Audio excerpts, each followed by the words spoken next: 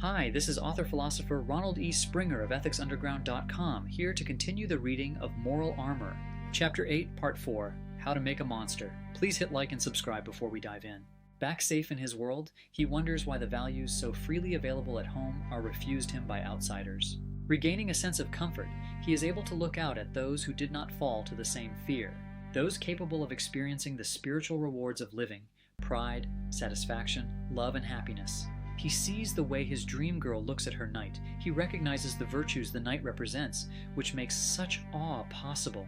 In reluctant appreciation, he looks with the lost eyes of his greatest heartache, an injury never to be mended. He sees that not having the traits of strength, bravery, and ability do hold consequences, consequences too terrible to contemplate. Some undeniable knowledge within him admits, that is what I could have been had I not been so afraid. He could be enjoying the lifestyle of a self-made man, the adventure, the achievement, and the passion. All it would take is, and fear overcomes him once again, to meet the arrival of the forbidden word, independence. He must look away, or he'll realize what the good is for. His choice is either to acknowledge the highest and pursue its image, or to destroy the vision and any evidence of it. It is the destruction of life he chooses. He shrinks from the challenge. He cannot accept that the responsibility for its creation is his. He can't do it. He cannot risk failure and lost pride pursuing new values, when he must stand fast just to preserve the image of the faked values. But he sees life being lived by dynamic people and cringes when he sees them win their dreams. No, he screams in the face of truth.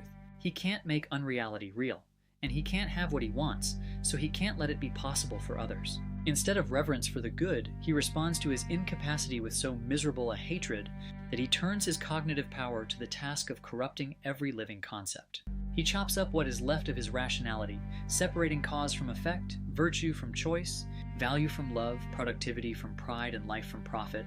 His make-believe world turns serious, not intent anymore on making the unworkable work, but on destroying what does work.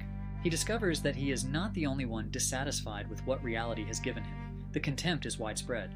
He finds the way has already been paved, that his burdens can be transferred to the shoulders of the knights by way of a collusive thought process, developed against the productive by his fear-ridden predecessors. The battle has raged on for centuries between independent men desiring civility and those impotent to pursue values, blindly requiring a blood sacrifice in every premise. His fear has chosen his side by default, and he is taken under their wing. His youthful choices are rationalized by formal anti-concepts. He learns that his fear to venture into the world was only his binding love for his family, that his submission to others was the ideal of selflessness, and that his treason against life was his noble sacrifice for the nurturing of their own future killers. Masking that they live through others, they claim instead to live for others. They claim that every man is his brother's keeper, disregarding the vast majority who need no keeping. They held their wounds up before the world to be healed, and through sympathy brought dependency into moral focus. Declaring this as the highest moral premise, they demand that all be chained to all, in an attempt to crush their prey by the very nature of their independence. In retaliation against existence and those able to deal with it, he is schooled to invert, corrupt, seize, and destroy all human values. The innocent and strong are not to get away with it. Whether their blood is drawn slow or fast, there must be penalties for them too. The highest must be caned for being able. He learns to turn man's tools against them by infusing them with the same detrimental patterns that led to his own spiritual suicide. Afraid to live and afraid to die, he takes every possible action within his self-limited range to justify his stagnation, and damn the responsible, relegating to his descendants the same lifelong torture. He is not irredeemable, but as reform opposes his every conscious premise, we must interact from a point of safety.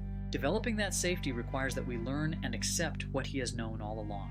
In other words, know thine enemy.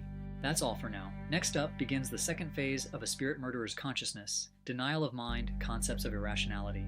I split these videos up by subject so you'd have a better chance of finding moral armor, and then perhaps go through the whole thing for free. Why? To help create a leader in every life. Sound civilization stair-steps up from sound coherence to sound individual to productive groups of mature individuals. Self-hatred drives fear-driven people in our world to wipe out the individual. So we all need moral armor to protect ourselves and the future of mankind. Click subscribe and leave a thumbs up if you'd like to help wipe out moral confusion fast and make the world a better place.